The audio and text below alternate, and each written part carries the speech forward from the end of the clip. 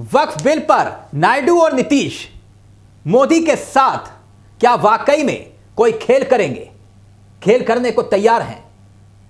और क्या महज चंद घंटे में देश की सियासत की सूरत बदलने जा रही है? क्योंकि यकीन मानिए सियासत में एक नया अध्याय लिखने जा रहा है जिसमें मुख्य रूप से तीन किरदार होंगे। एक तरफ नायडू, दूसरी तरफ नीतीश और तीसरी तरफ मोदी होंगे। इस सियासत की बिसात में फिलहाल मोदी चारों तरफ से घिरे हुए दिखाई दे रहे हैं। यकीन मानिए इससे पहले मोदी इतने मजबूर कभी नहीं थे।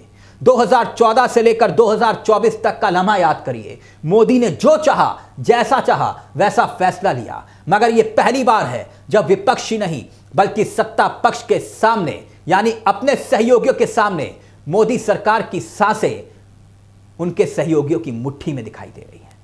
वक्त अब बदल रहा है और वक्फ को लेकर बदल रहा है। वक्फ बिल की सियासत कितनी दिलचस्प हो चली है इसका एक उदाहरण आपको देता हूं। किरण रिजिजू है और किरण रिजिजू का एक बयान आता है जी मोदी कैबिनेट के चेहरे।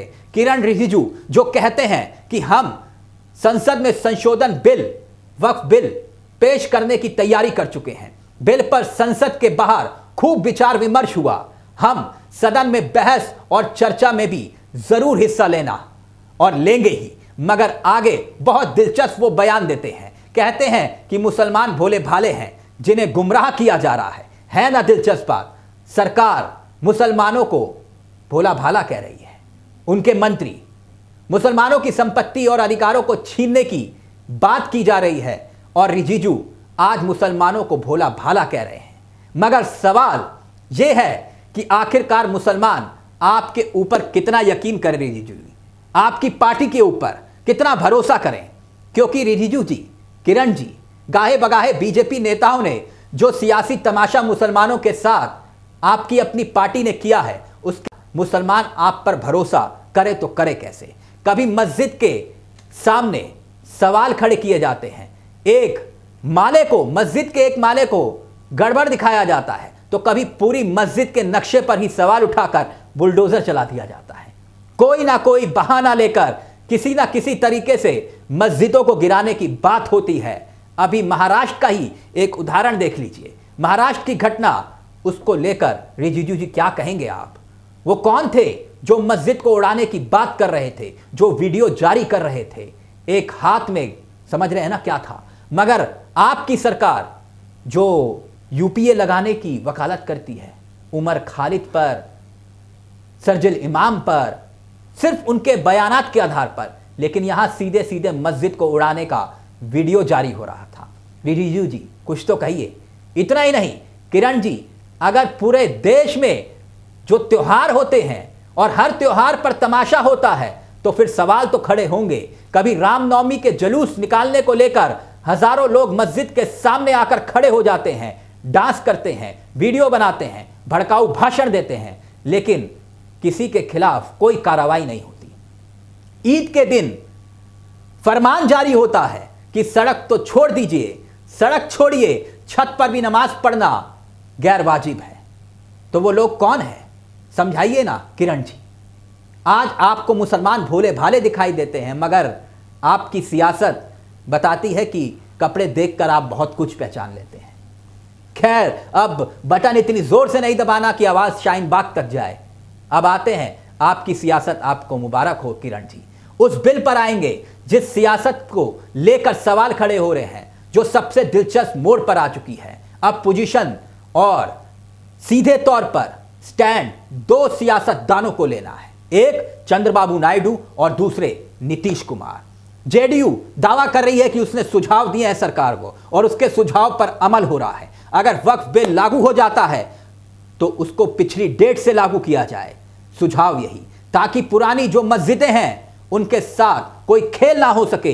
जेडीयू क्या चाह रहा है, यानी कुल मिलाकर इतना कहिए, जो मस्जिदें पहले से, मदरसे पहले से, दरगाह पहले से बनी हुई है उसे तोड़ा ना जाए। यह सुझाव जेडीयू दे रही है, अपनी सलाह है। वैसे सलाह बहुत दिलचस्प है, कमाल की है। मुसलमानों का वोट भी चाहिए, मुसलमानों के द्वारा सत्ता भी चाहिए। नीतीश कुमार सर पर टोपी भी लगाएंगे, इफ्तार की पार्टी भी देंगे, मगर जब स्टैंड लेने की बात आएगी तो फिर बिल के मामले में आप झुक जाएंगे, वो भी मोदी के सामने। मगर नीतीश जानते हैं कि बिहार में चुनाव है, मुसलमानों का वोट भी चाहिए। ऐसे में बीजेपी का इस बार पूरा प्लान है कि नीतीश कुमार को बहुत कम सीटें मिले और मुसलमान वोट नहीं करेंगे तो ऐसा ही होगा।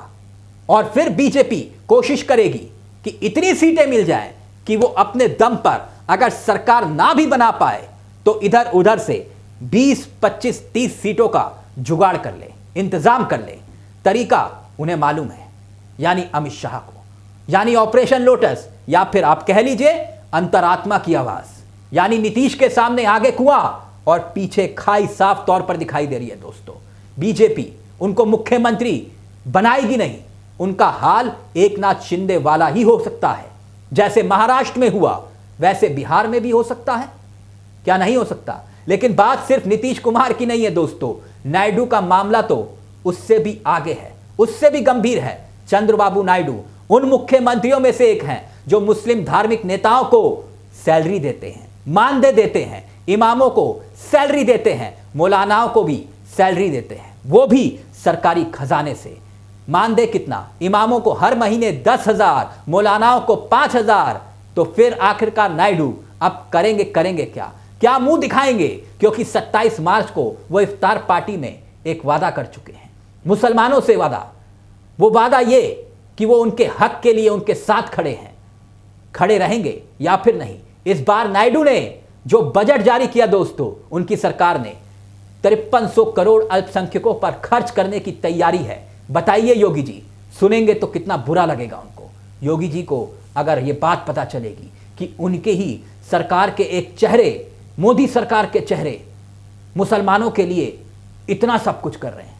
एक बात और भी याद कीजिए, जो इफ्तार पार्टी नीतीश और नायडू ने दी थी वो भी राज्य सरकार की तरफ से, यानी सरकारी पैसे से। मुझे याद आया इमरान प्रतापगढ़ी जिन्होंने इफ्तार पार्टी दी, राहुल गांधी के जाने से बहुत शोर मचा, अखिलेश यादव की तस्वीरें पोस्ट की गई थी अलग इफ्तार पार्टी में। वो उसको लेकर क्या कहेंगे जो नायडू और नीतीश ने किया, यानी बीजेपी आईटी सेल। ऐसे में लोकसभा में नायडू साहब के जो सांसद हैं, राज्यसभा में जो सांसद हैं, वो क्या स्टैंड लेंगे? कहीं ऐसा ना हो कि सारी इफ्तार पार्टी धरी की धरी रह जाए। चिराग पासवान खड़े हैं, जितिन राम मांझी खड़े हैं, साथ साथ वो चेहरे भी हैं जो इस वक्त ना तो इंडिया ब्लॉक के चेहरे हैं और ना ही एनडीए के साथ खड़े हैं। उन्हें भी मैनेज करने की कोशिश हो रही है कि वो वक्त बिल को लेकर समर्थन कर दें।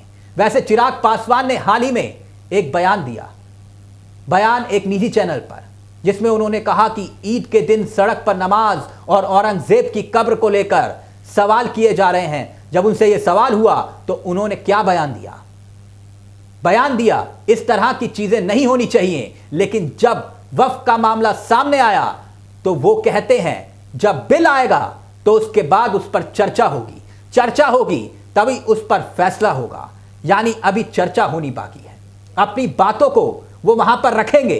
तो सवाल ये कि चिराग साहब क्या स्टैंड लेंगे? तो ऐसे में कई सवालों का जवाब आना बाकी है, वो भी चंद घंटों के भीतर। वक्फ की सियासत में मोदी क्या वाकई में फंस चुके हैं दोस्तों? ये एक अहम सवाल है।